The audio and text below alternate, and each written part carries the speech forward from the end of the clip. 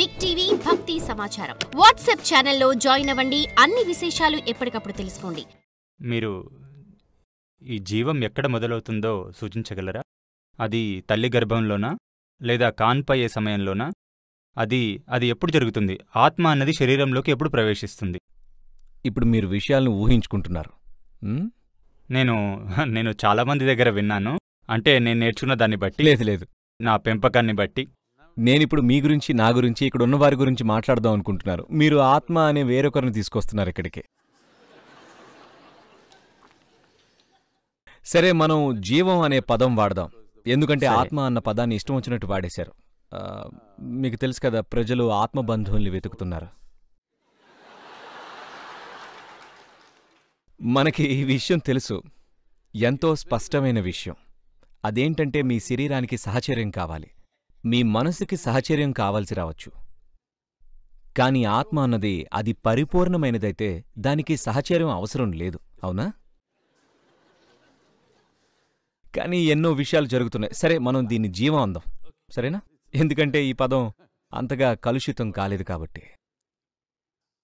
సరే, మీకు ఇంకా వివరంగా చెప్పాలి అంటే జీవం శరీరంతో ఊరికే అలా జతపడదు. అది ఒక ప్రక్రియగా జరుగుతుంది. ఒక స్త్రీ లేదా తల్లి గర్భం దాల్చినప్పుడు 2 కణాలు ఒక్కటై ఆ తర్వాత ఒక మాంసపు ముద్ద అవుతుంది.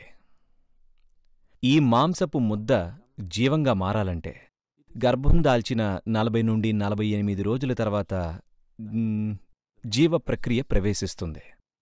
వైద్యుల ఉద్దేశం ఏమిటో నాకు తెలీదు. ఇక్కడెవరన్నా డాక్టర్లున్నారా? ఓకే, సరే. నేను ఇది నా స్వానుభవంతో చెప్తున్నాను. అది 40 నుండి 48 రోజులు ఈ కాలంలోనే ప్రవేశం జరుగుతుంది. కొన్ని జీవాలు మరికొంత ఆలస్యంగా ప్రవేశిస్తాయి. ఇది ఒక స్త్రీగాని లేదా ఒక తల్లిగాని అనుభూతి చెందగలదు. మనం ఆమెకు కొద్దిగా శిక్షణ ఇస్తే, ఒకవేళ తను కనుక 48 రోజుల తర్వాత జీవం ప్రవేశించినట్లుగా అనుభూతి చెందినట్లయితే అప్పుడు ఆవిడ ఒక అసమానమైన వ్యక్తికి జన్మనిస్తుందని అర్థం. ఎందుకంటే ఇలాంటి జీవం స్థిరపడ్డానికి కొంత సమయం తీసుకుంటుంది. ఒక అసమానమైన జీవం రాబోతుందని అర్థం. మీరు ఇది వినే ఉంటారు.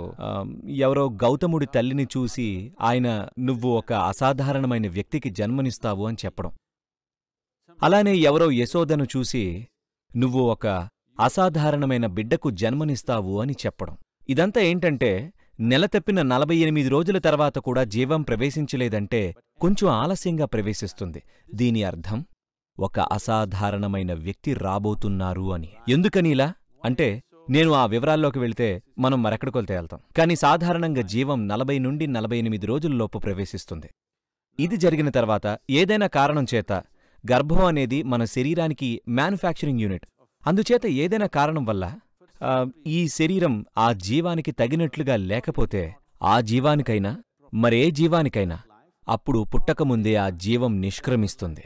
ఇలాంటప్పుడే మనకి ప్రాణం లేని బిడ్డ పుట్టేది. లేదా ఏమైనా నిర్బంధ పరిస్థితుల వల్ల ఒక తల్లి బిడ్డను గర్భస్రావం చేసుకోదలుచుకోవచ్చు.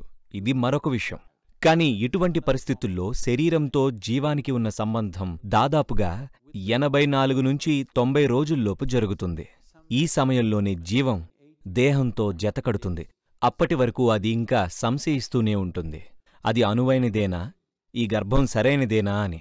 ఇది స్పృహతో జరిగేది కాదు. ఇది అచేతనంగా ధోరణుల పరంగా జరిగేది. ఆ ధోరణిలో సరిపడుతుందో లేదో అని చూస్తుంది. దీనికి సరైన పదం ఏంటంటే సాంప్రదాయపరంగా మనం దీన్ని వాసనలు అంటాం.